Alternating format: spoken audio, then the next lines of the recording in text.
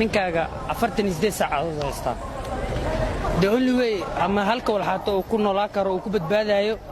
ya waxa waay inuu xaas kala aroos maxsamere dhimade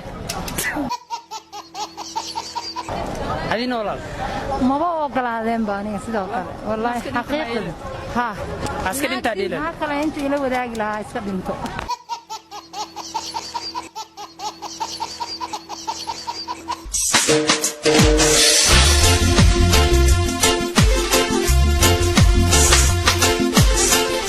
walaalnimo iyo wanaagu inay wada ku ahaato wax weeyaan aad u fiican weliba si qurux badnaato markii la isweeshanayo wax weydiintiyo ogaalka wax sheegiyo talada fiican walaalnimo buuxda weeye